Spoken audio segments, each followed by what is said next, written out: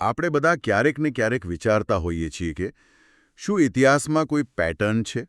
શું આપણી આસપાસ જે બધું બને છે એ ખાલી સંયોગ છે કે પછી કોઈ મોટી યોજનાનો ભાગ છે?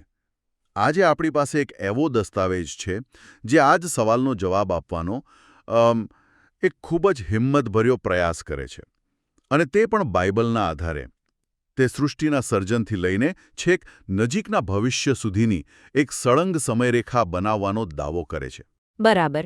અને આને એમ કે ખાલી ઇતિહાસની રીતે ન જોવું જોઈએ. આ તો શ્રદ્ધા અને ધર્મના ચશ્માથી ઇતિહાસને જોવાની એક કોશિશ છે. આ દસ્તાવેજ એક પ્રકારનું ધર્મશાસ્ત્રીય એન્જિનિયરિંગ જેવું છે, જ્યાં બાઇબલના અલગ અલગ ભાગો જેમ કે વંશાવળીઓ, ભવિષ્યવાણીઓ, ઐતિહાસિક ઘટનાઓ એ બધાને જોડીને એક મોટું સુસંગત ચિત્ર બનાવવાનો પ્રયાસ થયો છે.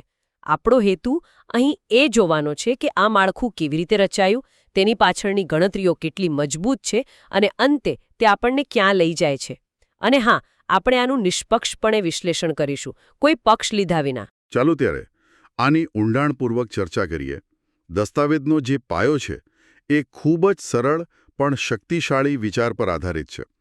પ્રભુ માટે એક દિવસ 1000 વર્ષ બરાબર છે. દસ્તાવેજ આ વિચારને લઈને સૃષ્ટિના 7 દિવસોને ઇતિહાસના 7000 વર્ષના સમયગાળા સાથે જોડે છે. એટલે કે પહેલો દિવસ એટલે પહેલા 1000 વર્ષ, બીજો દિવસ એટલે બીજા 1000 વર્ષ, અને એમ આગળ. હા, અને આ માળખાને સાબિત કરવા માટે દસ્તાવેજ દરેક દિવસની ઘટના અને તે સહસ્ત્રાબ્દીની ઐતિહાસિક ઘટનાઓ વચ્ચે એક સાંકેતિક જોડાણ બતાવે છે. દાખલા તરીકે, ઉત્પત્તિના પુસ્તક મુજબ ચોથા દિવસે સૂર્ય, ચંદ્ર અને તારાઓની રચના થઈ, એટલે કે ભૌતિક પ્રકાશના સ્ત્રોત બન્યા. ઓકે, ચોથો દિવસ. હા. અને દસ્તાવેજ તેને ઇતિહાસના ચોથા સહસ્ત્રાબ્દી સાથે જોડે છે, જે લગભગ 1000 BC થી AD 1 સુધીનો સમયગાળો છે. અને એ જ સમયગાળાના અંતમાં ઈસુનો જન્મ થયો, જેમને બાઇબલમાં જગતનો સાચો પ્રકાશ કહેવામાં આવે છે. બરાબર. એ જ. વાહ, આ જોડાણ તો ખરેખર રસપ્રદ છે. ભૌતિક પ્રકાશ અને આધ્યાત્મિક પ્રકાશ બંને ચોથા સમયગાળામાં. બરાબર. આ પ્રકારની સાંકેતિક સમાનતા જ આખી સમયરેખાને માત્ર ગણતરીમાંથી એક દૈવી યોજના જેવી બનાવે છે. આ જ દસ્તાવેજનો મુખ્ય આધાર છે. તે કહેવા માંગે છે કે આ કોઈ સંયોગ નથી, પણ એક પૂર્વ નિર્ધારિત પેટર્ન છે. પણ શું બધી પેટર્ન આટલી સ્પષ્ટ છે? જેમ કે પેલું 5મા દિવસનું ઉદાહરણ પણ છે, જ્યારે આકાશના પક્ષીઓ અને પાણીની માછલીઓ બનાવવામાં આવી. દસ્તાવેજ આને 5મા સહસ્ત્રાબ્દી એટલે કે AD 1 થી AD 1000 સાથે જોડે છે અને કહે છે કે આ રોમન સામ્રાજ્ય અને પોપ દ્વારા થતા અત્યાચારનો સમય હતો. અહીં પક્ષીઓને લુક 8.5ના ઉદાહરણ સાથે જોડવામાં આવે છે, જ્યાં પક્ષીઓ આવીને ઈશ્વરના વચનરૂપી બીજ ખાઈ જાય છે. સાચું કહું ને તો આ વાત થોડી ખેંચી તાણીને લાવ્યા હોય એવું નથી લાગતું? તમારો પ્રશ્ન બિલકુલ યોગ્ય છે. કારણ કે બાઇબલમાં પક્ષીઓનો ઉલ્લેખ તો ઘણી જગ્યાએ અલગ અલગ સંદર્ભમાં થયો છે. તો લેખક આ જ ઉદાહરણ કેમ પસંદ કરે છે? અને આ જ આ પ્રકારના અર્થઘટનની એક મર્યાદા છે. અહીં લેખક એક પૂર્વધારણા સાથે કામ કરી રહ્યા છે કે એક દિવસ બરાબર 1000 વર્ષ. પછી તેઓ એવા ઉદાહરણો શોધે છે જે તેમની ધારણાને સમર્થન આપે. આને આપણે પુષ્ટિ પૂર્વગ્રહ પણ કહી શકીએ. જો કે દસ્તાવેજના દૃષ્ટિકોણથી તેઓ એવા પ્રતીકો શોધી રહ્યા છે જે તે યુગના આધ્યાત્મિક વાતાવરણને શ્રેષ્ઠ રીતે રજૂ કરે. તેમના મતે એ યુગમાં ઈશ્વરના વચનને દબાવવામાં આવી રહ્યું હતું, અને પક્ષીઓનું બીજ ખાઈ જવું એનું યોગ્ય પ્રતીક છે. આખા માળખાનો આધાર બાઇબલના 2 પીટર 3:8 પર ટકેલો છે, જે કહે છે પ્રભુ માટે એક દિવસ 1000 વર્ષ જેવો છે અને 1000 વર્ષ એક દિવસ જેવા છે. ઓકે, તો આ એક મોટું સૈદ્ધાંતિક માળખું છે. પણ આના પરથી કોઈ ચોક્કસ તારીખ જેમ કે 2030 સુધી કેવી રીતે પહોંચી શકાય? આ તો માત્ર એક વિચાર છે. તેને ગણિતમાં કેવી રીતે ફેરવ્યો? અહીંથી જ ખરી ગણતરી શરૂ થાય છે. આ સમયરેખાનો પાયો ઉત્પત્તિના પુસ્તકમાં આપેલી લાંબી વંશાવળીઓ પર છે. એમાં ખૂબ જ સ્પષ્ટ રીતે લખ્યું છે કે કોણ કેટલા વર્ષે પિતા બન્યો. જેમ કે આદમ 130 વર્ષના હતા ત્યારે તેમના પુત્ર શેતનો જન્મ થયો. શેત 105 વર્ષના હતા ત્યારે તેમના પુત્ર અનોશનો જન્મ થયો. દસ્તાવેજ આ બધી પેઢીઓના વર્ષોનો સરવાળો કરતો જાય છે. 130 વત્તા 105 વત્તા 90 અને એમ કરતાં કરતાં એક સળંગ સમયરેખા બનાવે છે.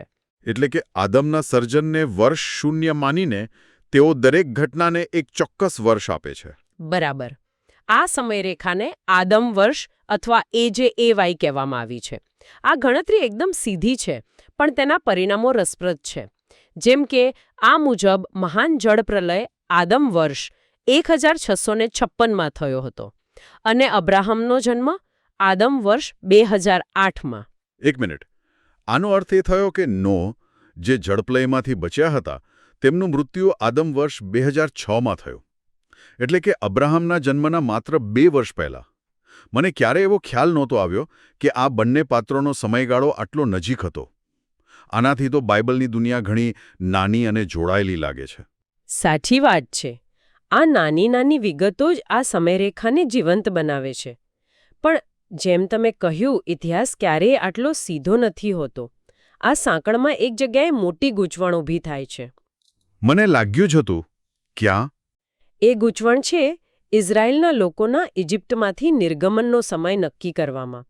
બાઇબલમાં લખ્યું છે કે ઇઝરાયેલીઓ 430 વર્ષ સુધી ગુલામીમાં હતા. પણ આ 430 વર્ષ ક્યાંથી શરૂ કરવા? જુઓ, અહીં 2 મુખ્ય મંતવ્યો છે. પહેલો મંતવ્ય કહે છે કે આ 430 વર્ષ અબ્રાહમને આપેલા મશાલ કરારથી શરૂ થાય છે. મશાલ કરાર એટલે? મશાલ કરાર એ ઉત્પત્તિના પુસ્તકમાં વર્ણવેલી એક ઘટના છે, જ્યારે ઈશ્વરે અબ્રાહમને વચન આપ્યું હતું કે તેમના વંશજો એક વિદેશી ભૂમિમાં 400 વર્ષ સુધી પીડાશે અને પછી આઝાદ થશે. આ એક ખૂબ જ મહત્વપૂર્ણ વચન હતું. જો આપણે અહીંથી 430 વર્ષ ગણીએ તો નિર્ગમન આદમ વર્ષ 2523માં થયું ગણાય. અને બીજો મંતવ્ય શું છે? બીજો મંતવ્ય વધુ શાબ્દિક છે. તે કહે છે કે 430 વર્ષ ત્યારે શરૂ થયા જ્યારે ઇઝરાયેલીઓએ ખરેખર ઇજિપ્તમાં પ્રવેશ કર્યો. આ ગણતરી મુજબ નિર્ગમન આદમ વર્ષ 27-28માં થયો. આ બંને વચ્ચે લગભગ 205 વર્ષનો મોટો તફાવત છે. તો દસ્તાવેજનો લેખક કયો રસ્તો પસંદ કરે છે? તે પહેલો મંતવ્ય પસંદ કરે છે. એટલે કે નિર્ગમન આદમ વર્ષ 25-23માં થયો. અને એ સમજવું ખૂબ જરૂરી છે કે આ માત્ર એક નાની પસંદગી નથી. જો લેખકે બીજો મંતવ્ય પસંદ કર્યો હોત તો આખી સમયરેખા લગભગ 200 વર્ષ આગળ ખસી જાત. એનો અર્થ એ કે AD 2030 વાળો નિષ્કર્ષ એ ક્યારેય ન આવત.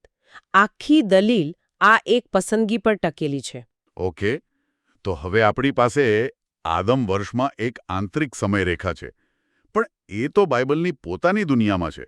તેને આપણા BC અને AD વાળા કેલેન્ડર સાથે કેવી રીતે જોડી શકાય? એ તો જાણે 2 અલગ અલગ ભાષાઓને જોડવા જેવું છે, નહીં? બરાબર. અને આના માટે એક રોઝેટા સ્ટોનની જરૂર પડે.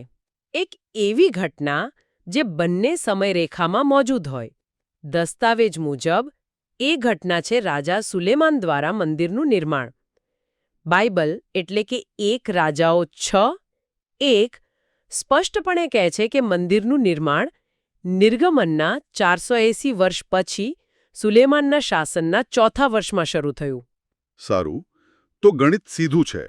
નિર્ગમનનું વર્ષ હતું આદમ વર્ષ 2523. એમાં 480 વર્ષ ઉમેરીએ એટલે 3003. તો સુલેમાનના મંદિરનું નિર્માણ આદમ વર્ષ 3003માં શરૂ થયું. આ તો થઈ બાઇબલની સમયરેખા. હવે આપણા કેલેન્ડરનું શું? ઇતિહાસકારો અને પુરાતત્વવેદો મોટાભાગે સહેમત છે કે સુલેમાનના શાસનનું 4થું વર્ષ લગભગ 967 BCની આસપાસ હતું. હવે આપણી પાસે એ રોઝેટા સ્ટોન છે. આપણી પાસે એક સમીકરણ છે. આદમ વર્ષ 3003 બરાબર 967 BC. આ એક સેતુ છે જે બાઇબલની આંતરિક સમયરેખાને બાહ્ય ઐતિહાસિક સમયરેખા સાથે જોડે છે. આ તો ખરેખર બુદ્ધિશાળી છે. તો આ જોડાણ બિંદુનો ઉપયોગ કરીને આપણે આખી સમયરેખાને આપણા કેલેન્ડરમાં ફેરવી શકીએ છીએ. તો આ ગણતરી મુજબ સૃષ્ટિનું સર્જન એ ક્યારે થયું? જો આપણે પાછળની ગણતરી કરીએ તો આદમ વર્ષ 0 એટલે કે સૃષ્ટિનું સર્જન લગભગ 3970 BCમાં થયું હોવાનું અનુમાન કરી શકાય છે. પણ ખરી? હા, ક્ષણ હવે આવે છે. જો આપણે આ સમીકરણથી આગળની ગણતરી કરીએ તો ઈસુનો જન્મ જે સામાન્ય રીતે 4 BC-માં મનાય છે તે આદમ વર્ષ 3966માં આવે છે. આદમ વર્ષ 3966 એટલે કે ચોથા સહસ્ત્રાબ્દીનો અંત. અને આ એ જ સમયગાળો છે જેને દસ્તાવેજ સૃષ્ટિના ચોથા દિવસ સાથે જોડે છે, જ્યારે સૂર્ય, ચંદ્ર અને તારાઓ બન્યા હતા. આ તો એ જ પેટર્ન છે જેની આપણે શરૂઆતમાં વાત કરી હતી. બરાબર. દસ્તાવેજના લેખક માટે આ સૌથી મોટો પુરાવો છે. આ ગણતરી અને સાંકેતિક જોડાણ એકબીજાને સમર્થન આપે છે. તે દલીલ કરે છે કે જેમ ચોથા દિવસે ભૌતિક પ્રકાશ આવ્યો, તેમ ચોથા સહસ્ત્રાબ્દીના અંતમાં આધ્યાત્મિક પ્રકાશ એટલે કે ઈસુ આવ્યા. આનાથી એવું લાગે છે કે ઇતિહાસ માત્ર રેન્ડમ નથી, પણ એક દૈવી સ્ક્રિપ્ટ મુજબ ચાલી રહ્યો છે. ઠીક છે. અત્યાર સુધીની સફર અદ્ભુત રહી છે. આપણે એક વિચારથી શરૂ કર્યું, વંશાવળીના ગણિતમાંથી પસાર થયા, એક નિર્ણાયક પસંદગી જોઈ અને એક ઐતિહાસિક સેતુ દ્વારા બંને દુનિયાને જોડી. તો હવે મુખ્ય પ્રશ્ન, આ બધી ગણતરીઓ આખરે આપણને ક્યાં લઈ જાય છે? આજે, આપણા સમયમાં. આ જ દસ્તાવેજનો સૌથી આશ્ચર્યજનક અને કદાચ વિવાદાસ્પદ દાવો છે. જો આપણે એ જ સમીકરણ એટલે કે આદમ વર્ષ 3003 બરાબર 967 BC ને પકડીને આગળ વધીએ તો વર્ષ AD 2030 એ આદમ વર્ષ 5999 ને અનુરૂપ છે. 5999 એટલે કે છઠ્ઠા સહસ્ત્રાબ્દીનો છેલ્લો વર્ષ? એક દિવસ બરાબર 1000 વર્ષના માળખામાં આનો અર્થ એ થયો કે AD 2030માં છઠ્ઠો દિવસ પૂરો થાય છે. બરાબર. અને દસ્તાવેજ મુજબ બાઇબલમાં છઠ્ઠા દિવસના અંતે ઘણી મોટી ઘટનાઓ બનવાનું લખ્યું છે. ઉત્પત્તિના પુસ્તકમાં છઠ્ઠા દિવસે જ જમીનના પ્રાણીઓ અને અંતે ઈશ્વરના સ્વરૂપમાં મનુષ્યની રચના થઈ. આનું અર્થઘટન એવું કરવામાં આવે છે કે છઠ્ઠા સહસ્ત્રાબ્દીના અંતમાં ઈશ્વરના સ્વરૂપ જેવા લોકોનું પ્રાગટ્ય થશે. અને બીજી કઈ ભવિષ્યવાણીઓ આ સમય સાથે જોડાયેલી છે? દસ્તાવેજ મુજબ આ સમયગાળામાં શહીદોની નિર્ધારિત સંખ્યા પૂર્ણ થવી, પ્રથમ પુનરુત્થાન થવું, જ્યાં વિશ્વાસુઓ ફરી જીવંત થાય છે, અને અંતે ઈસુનું બીજું આગમન શામેલ છે. ઓકે. તો શું દસ્તાવેજ સ્પષ્ટપણે કહે છે કે 2030માં દુનિયાનો અંત આવશે અથવા ઈસુ પાછા આવશે? આ તો ખૂબ મોટો દાવો છે. ના, અને આ સ્પષ્ટતા ખૂબ જ મહત્વપૂર્ણ છે. દસ્તાવેજનો લેખક ખૂબ સાવચેત છે. તે સ્પષ્ટપણે લખે છે, અને હું તેમના શબ્દોને ટાંકી રહી છું. હું એવો દાવો નથી કરતો કે પ્રભુ ઈસુ 2030માં પાછા આવશે. તેઓ 2050માં પણ આવી શકે છે અથવા 2070માં પણ. મારો હેતુ ફક્ત બાઇબલના રેકોર્ડ દ્વારા આપણે કયા સમયગાળામાં છીએ તે જાણવાનો પ્રયાસ કરવાનો છે. એટલે આ કોઈ ભવિષ્યવાણી નથી, પરંતુ તેમની ગણતરી આધારિત એક સંભવિત સીમાચિહ્ન છે. તે કહે છે કે આપણે સિઝનમાં છીએ, પણ ચોક્કસ તારીખ કોઈ જાણતું નથી. અને આ છઠ્ઠા દિવસ પછી શું? સાતમા દિવસનું શું? બાઇબલ મુજબ સાતમો દિવસ સેબથ એટલે કે વિશ્રામનો દિવસ હતો. તેથી સાતમું સહસ્ત્રાબ્દી, જે AD 2030 પછી શરૂ થશે, એ 1000 વર્ષના શાંતિના રાજ્યનો સમય હશે. તેને નવું આકાશ અને નવી પૃથ્વી તરીકે પણ વર્ણવવામાં આવ્યું છે, જ્યાં ન્યાય અને શાંતિનું શાસન હશે. તે માનવ ઇતિહાસની પરાકાષ્ઠા હશે. તો આજની ચર્ચાનો સાર કાઢીએ તો આપણે એક સરળ પણ ગહન વિચારથી શરૂઆત કરી. એક દિવસ બરાબર 1000 વર્ષ. પછી આપણે બાઇબલની વંશાવળીઓના ઝીણવટભર્યા ગણિતમાં ઉતર્યા. આપણે જોયું કે કેવી રીતે નિર્ગમનના સમય અંગેની એક નાની પસંદગી સમગ્ર પરિણામને બદલી શકે છે. પછી સુલેમાનના મંદિરના નિર્માણને એક ચાવી તરીકે વાપરીને આ પ્રાચીન સમયરેખાને આપણા આધુનિક કેલેન્ડર સાથે જોડવામાં આવી. અને આ બધી ગણતરીઓના અંતે આપણે વર્ષ AD 2030ના સંભવિત ધર્મશાસ્ત્રીય મહત્વ વિશેના એક ચોક્કસ અનુમાન સુધી પહોંચ્યા. બરાબર. આ સમગ્ર દસ્તાવેજ ઘટનાઓ, વંશાવળીઓ અને રાજાઓના શાસનની એક અત્યંત ઝીણવટભરી સાંકળ પર આધારિત એક વિસ્તૃત સમયરેખા રજૂ કરે છે.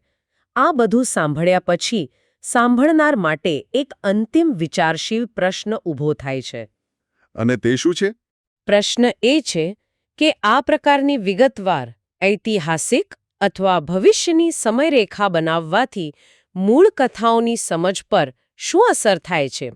બાઇબલની વાર્તાઓ, જેમાંથી ઘણી આધ્યાત્મિક દૃષ્ટાંતો અને નૈતિક બોધપાઠ તરીકે જોવામાં આવે છે, શું તેમને એક નિશ્ચિત, કડક સમયપત્રકમાં ફેરવી દેવાથી તેમનો મૂળ અર્થ બદલાઈ જાય છે? આ ફેરફારમાં શું મેળવાય છે? કદાચ નિશ્ચિતતા, એક મોટી યોજનાનો અહેસાસ, અને શું ગુમાવાય છે? કદાચ રહસ્ય, વ્યક્તિગત અર્થઘટનની સ્વતંત્રતા. આ એક મોટો પ્રશ્ન છે જે આવા કોઈપણ વિશ્લેષણ પછી વિચારવા જેવો છે.